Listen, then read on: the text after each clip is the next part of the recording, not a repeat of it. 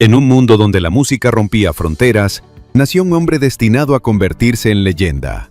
Su voz conquistó multitudes y sus canciones tocaron el alma de millones. Pero detrás del brillo existía un lado oscuro. Traiciones, soledad, escándalos y un amor imposible marcaron la vida del Divo de Juárez. Un artista acusado de fraudes, perseguido por rumores, amado por unos y odiado por otros, que convirtió su existencia en un enigma eterno. Y aunque su muerte oficial se anunció el 28 de agosto de 2016, aún hay quienes aseguran que nunca murió, porque Juan Gabriel no solo fue un ídolo, fue un misterio vivo que desafió al destino y transformó su historia en la intriga más grande de la música. Hay de verte conocido porque no te quiero ver.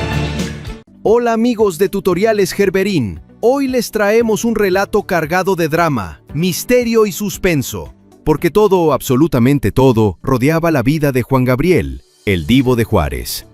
Su carrera, plagada de éxitos inmortales, siempre estuvo acompañada de sombras, acusaciones de fraude, engaños, rumores de maldiciones y hasta vínculos con fraudes políticos. Sí, la vida del Divo fue un torbellino, un sube y baja de emociones que comenzó desde su mismo nacimiento. Pero antes de meternos de lleno en esta historia que parece escrita por el destino, ya saben, suscríbanse al canal, activen la campanita y acompáñennos en este viaje donde nada es lo que parece. Comenzamos con una historia ingrata, casi como el título de una telenovela, Lo que la vida me robó. Porque a Juan Gabriel la vida le robó y mucho. Su primer gran pérdida llegó cuando él apenas tenía 6 meses. Su padre, a los 39 años, fue diagnosticado con una enfermedad mental. La tragedia inició cuando, al intentar limpiar la tierra para cultivar, incendió accidentalmente el pasto. El fuego alcanzó casas vecinas y la gente enfurecida lo persiguió para lincharlo. Aquella noche, el destino cambió para siempre.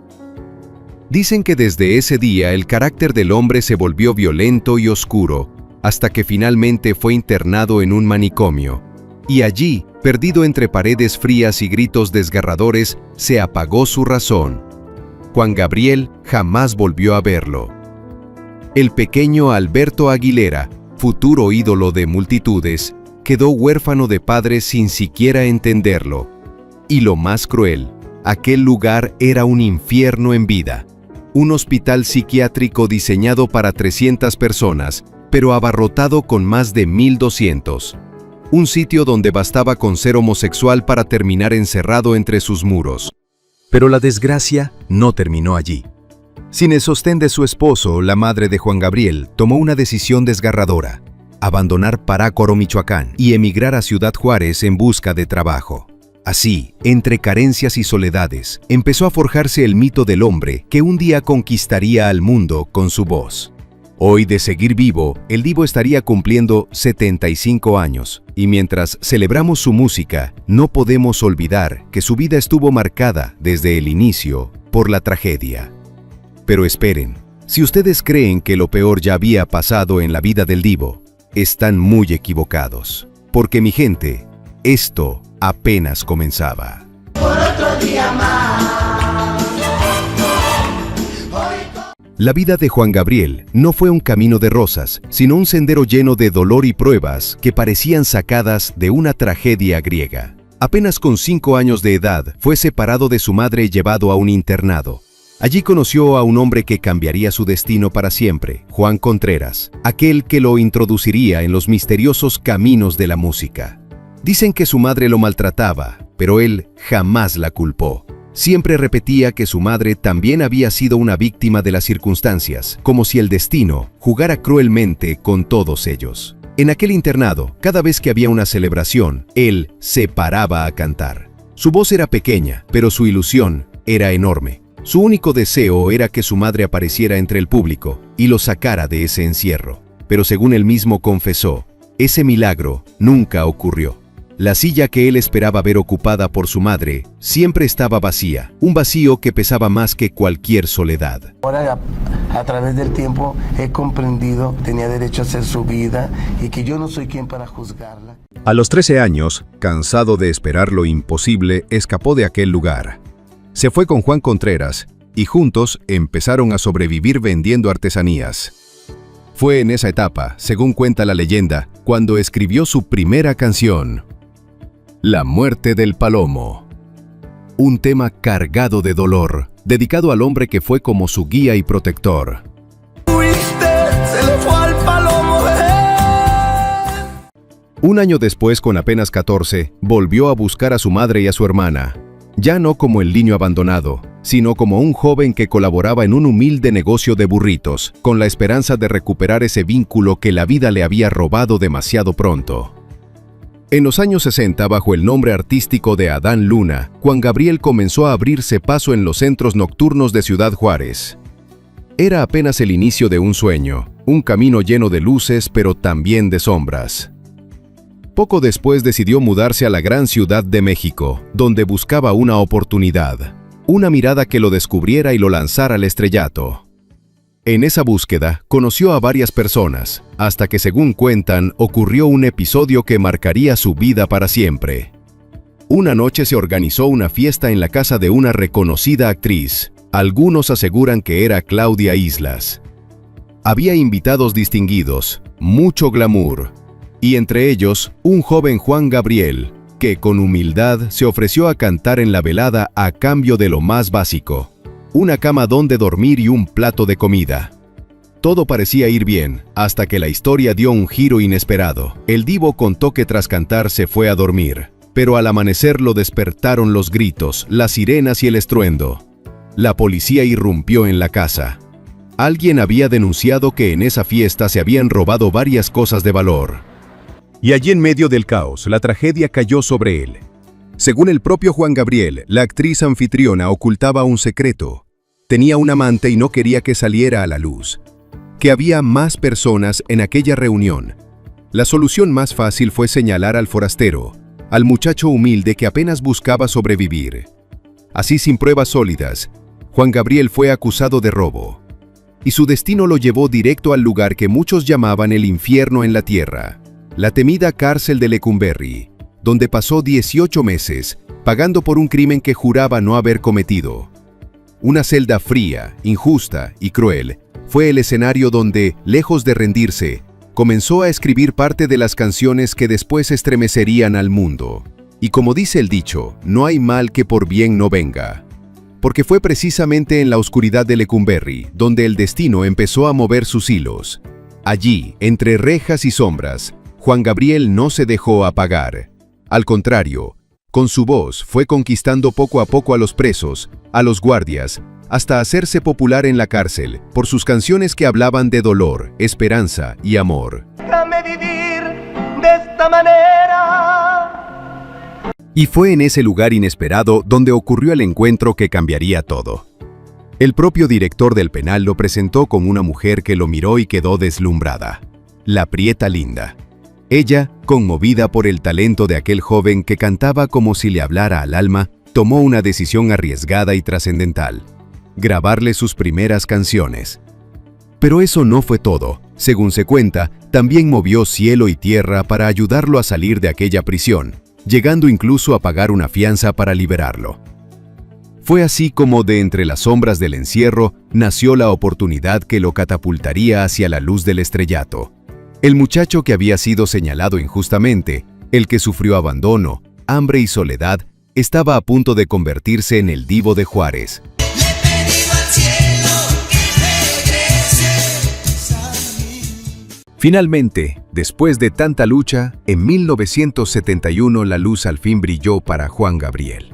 De su primer disco Con el alma joven, nació un tema que lo cambió todo: No tengo dinero. Una canción sencilla pero poderosa que se clavó en el corazón del pueblo y rápidamente se convirtió en la número 1. Pero como todo triunfo grande, también llegó con su sombra. Porque mientras el público lo empezaba a adorar, un sector de la sociedad lo enjuiciaba sin piedad. Juan Gabriel, con su estilo afeminado y su forma de ser única, rompía moldes que los más conservadores no estaban dispuestos a aceptar. No tengo dinero ni nada que dar. Lo único... En medio de esa tormenta apareció Raúl Velasco, quien al incluirlo en Siempre en Domingo, salió en su defensa con una frase que quedó para la historia. Yo programo talento, no sexo. Pero agárrense, porque no todos pensaban igual. Una de sus críticas más severas vino nada menos que de la reconocida compositora de Bésame Mucho, Consuelito Velázquez. Y sus palabras fueron un golpe directo al corazón. Calificó el trabajo de Juan Gabriel como algo desagradable, sin ningún valor. Respetar el arte de nuestros artistas, nuestro sentir. Era el inicio de una batalla que el divo tendría que librar durante toda su carrera. Ser amado por millones y al mismo tiempo despreciado por los guardianes de la moral y las élites musicales. La madre de Juan Gabriel falleció poco tiempo después de que Juan Gabriel alcanzara el éxito. Pero antes de la tragedia, hubo un momento que dejó marcada para siempre la relación de Juan Gabriel con su madre. Con toda la ilusión del mundo, le llevó su primer disco, esperando arrancarle una sonrisa, un gesto de orgullo, pero la respuesta fue un balde de agua fría. Ella le dijo que eso no era un trabajo formal, que un verdadero trabajo era levantarse con el gallo y partirse el lomo bajo el sol. Ella nunca supo demostrarle amor como él lo anhelaba. Él quería tener en ella a una amiga, pero siempre la sintió distante. Aún así la adoraba, tanto que inventaba preguntas tontas solo para hacerla pensar, solo para arrancarle un momento de complicidad que nunca llegó. Entonces yo sí carecí del amor de mi madre en esa etapa de la niñez, que es fundamental. Según él mismo confesó, lo único que quería era tener a su madre, porque en el fondo sentía que nunca la había tenido realmente. Y se cree que ese distanciamiento no solo venía de su dureza de carácter, sino también de que no aceptaba la condición de homosexual de Juan Gabriel, algo que complicó aún más la relación entre madre e hijo. Y como si el destino quisiera castigarle otra vez, la tragedia lo alcanzó en el momento más inesperado. Porque, amigos, el éxito musical de Juan Gabriel una vez más se vería empañado por el dolor. La mujer a la que idolatraba, su madre, falleció en 1974, dejándolo de nuevo en el abandono. El 27 de diciembre de 1974, mientras Juan Gabriel estaba en plena gira y su música sonaba con fuerza en los escenarios, la fatalidad tocó a su puerta. Un infarto agudo al miocardio apagó para siempre la vida de su madre. Así, entre luces y aplausos, el divo de Juárez volvía a quedarse solo, como aquel niño que perdió a su padre antes de siquiera aprender a hablar. Ahora, también perdía a su madre, pero esta vez el dolor era doble, porque era el adiós definitivo a la mujer que siempre buscó y que nunca pudo tener del todo. Amigos, ahora vamos a entrar en uno de los capítulos más controversiales que rodeaban al divo de Juárez. Y es que, según se dijo en su momento, Juan Gabriel no creía en Dios. Sí, así como lo oyen, esa postura le trajo distancias, enemigos y hasta lo llegaron a considerar satánico.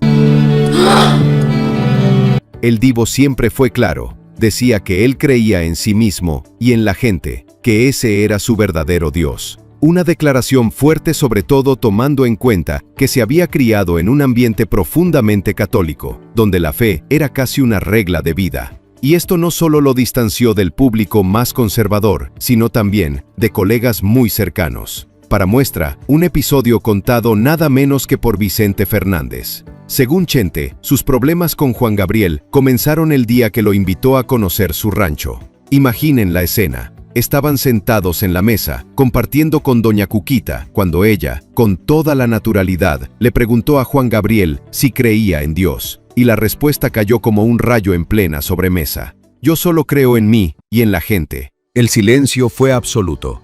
Doña Cuquita, consternada, se levantó de la mesa sin decir palabra, se fue directo a su recámara y no volvió a salir, ni siquiera para despedirse. Así de fuerte fue el impacto.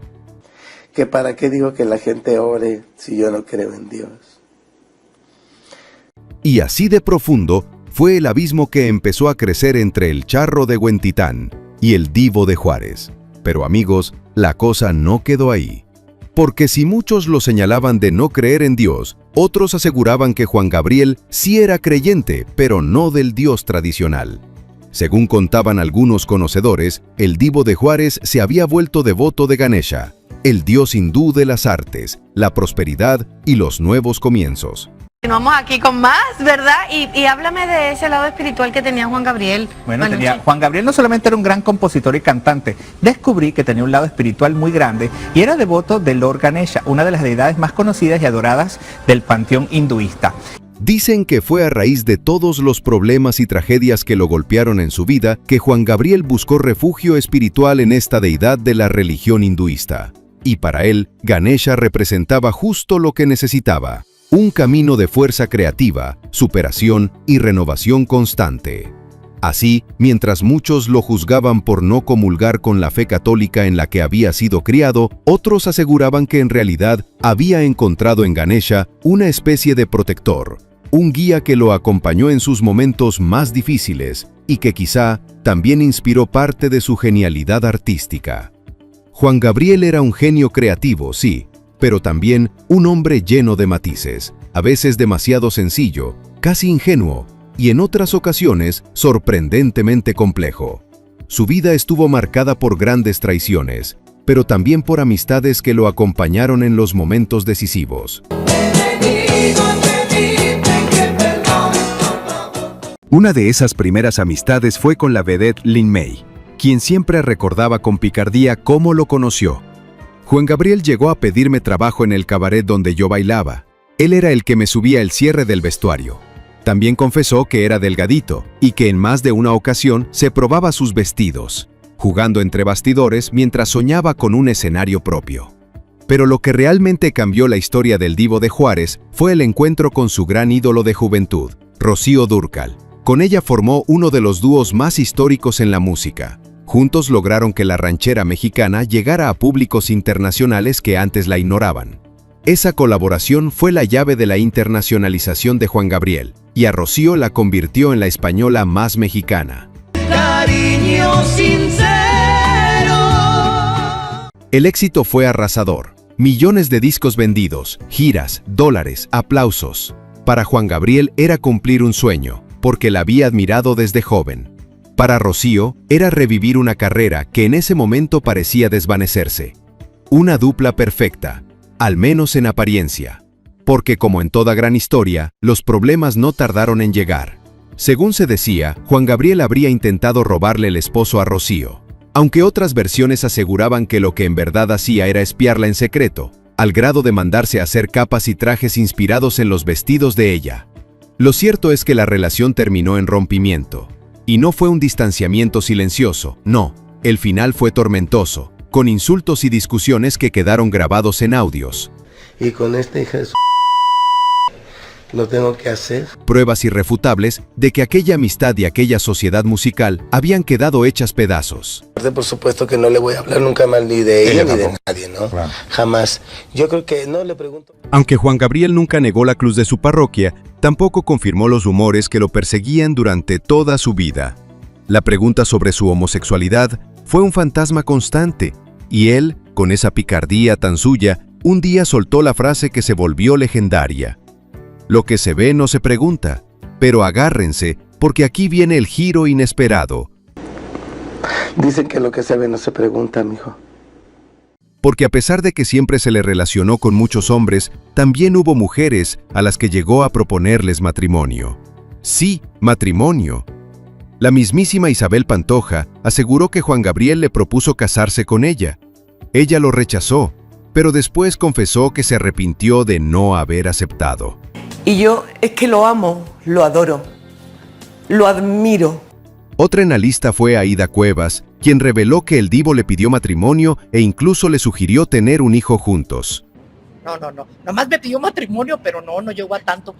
Y no quedó ahí. La cantante puertorriqueña La India también aseguró que recibió una propuesta de matrimonio de Juan Gabriel. ¿Durmieron juntos alguna vez, tú y Juan Gabriel? Pues por supuesto. Un hombre rodeado de rumores, deseado por muchos y misterioso hasta el final. Porque si algo queda claro, es que Juan Gabriel jugaba siempre con esa delgada línea entre la verdad y el mito, dejando a todos con la duda. ¿Fueron propuestas reales, estrategias para callar rumores o parte de su juego de seducción con la vida?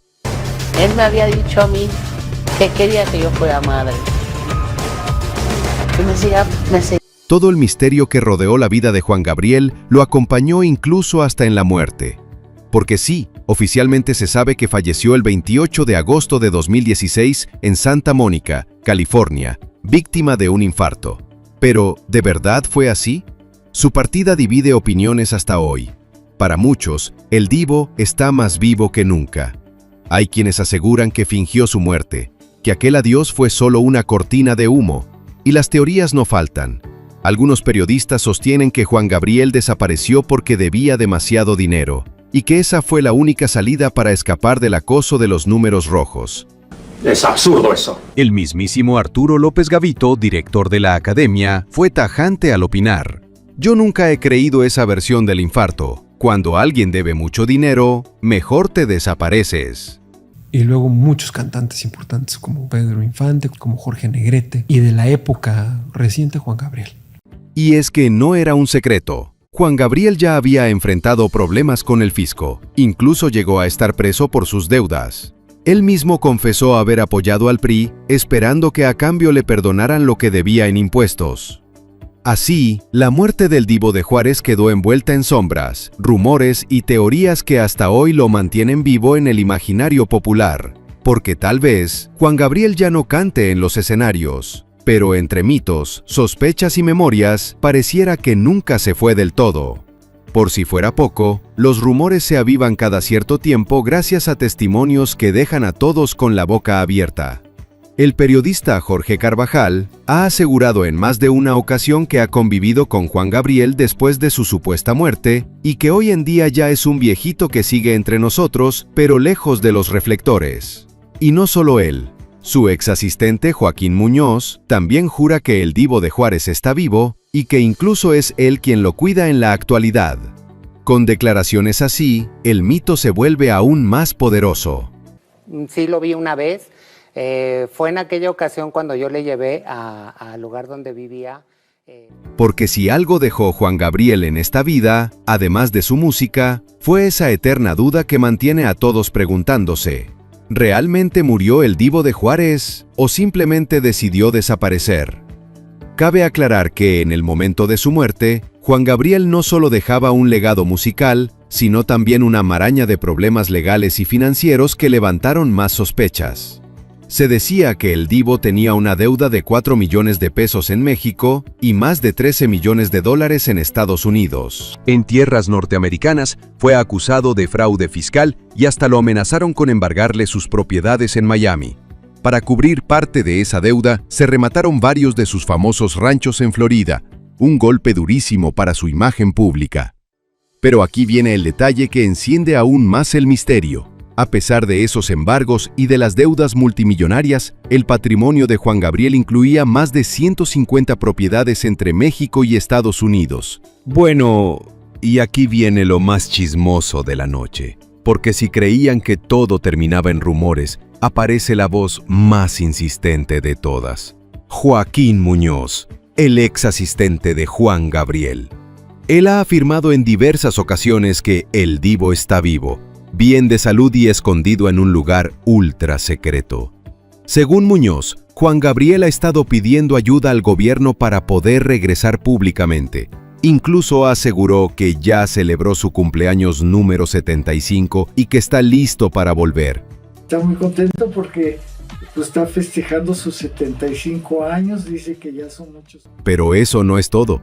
Llegó a declarar que el propio López Obrador lo ayudaría a resolver sus problemas fiscales y que, si el presidente aceptaba, Juan Gabriel entraría de nuevo por la puerta grande al Palacio Nacional. Muñoz fue más allá. Dijo que él mismo lo mantiene económicamente y que solo están esperando el momento exacto en que las autoridades lo respalden para reaparecer. Pero, como era de esperarse, no todos le creen. La periodista Karina Monroy le confrontó diciendo que había tenido acceso al acta de defunción del cantante. La respuesta de Joaquín fue explosiva. Gritó que esos documentos eran falsos, que lo estaban engañando y hasta retó a la periodista a investigar más a fondo. Karina, incrédula, le respondió que si eso fuera cierto, entonces hasta las autoridades estadounidenses habrían falsificado la información. Y ahí, con el coraje desbordado, Joaquín lanzó la pregunta que dejó a todos helados. ¿Quién está más loco? ¿Yo o los medios? Válgame Dios, mi gente. Con declaraciones así, el mito del Divo de Juárez se vuelve cada vez más indescifrable. Que aparecer el día 7 de enero. Pero aquí, amigos, viene una pregunta contundente. Joaquín asegura que Juan Gabriel está vivo, pero pasando carencias económicas. Y ahí es donde muchos levantan la ceja. Porque si algo tenía el Divo de Juárez, además de carisma y presencia, era el talento infinito para componer. Imagínense nada más. Si de verdad estuviera vivo, bastaría con que Joaquín sacara a la luz 3, 4 canciones inéditas del ídolo para venderlas como pan caliente. Todos sabemos que las composiciones de Juan Gabriel se reconocen a la primera nota, por su calidad, por su sello único. Sería facilísimo demostrarlo, ¿no creen? Entonces, ¿cómo es posible que el Divo, encerrado en algún lugar secreto, no haya escrito ni una sola canción nueva? ¿O que Joaquín no haya mostrado ni una letra para probar que lo que dice es cierto? Esa es la parte que no cuadra, la que deja a muchos pensando que esta historia es más un mito que una realidad. Pero bueno, dejémoslo así. Porque al final, entre verdades, rumores y versiones imposibles de comprobar, lo único que se sigue alimentando es la intriga. Y quizá esa, amigos, fue siempre la obra maestra de Juan Gabriel: convertir su vida, y hasta su muerte, en el misterio más grande de la música latina. Así, entre luces y sombras, entre verdades y rumores, Juan Gabriel se convirtió en algo más que un cantante, en un mito inmortal. Su vida fue una telenovela de amores imposibles, traiciones y glorias, y su muerte, un misterio que sigue alimentando teorías y leyendas. Porque quizá ese fue su último acto creativo: desaparecer entre aplausos y dejar la duda encendida para siempre. Y mientras su música siga sonando en cada rincón, el Divo de Juárez jamás estará muerto. Porque más travesuras no le dejan hacer. Porque las leyendas, amigos, nunca mueren. Solo se transforman en eternidad. Si les gustó este relato, ya saben, suscríbanse al canal, activen la campanita y déjenme su like, porque aquí en Tutoriales Gerberín seguimos trayendo las historias más polémicas, con queso las quesadillas y más picosas que un chile habanero. Nos vemos en el próximo video, mi gente chismosa.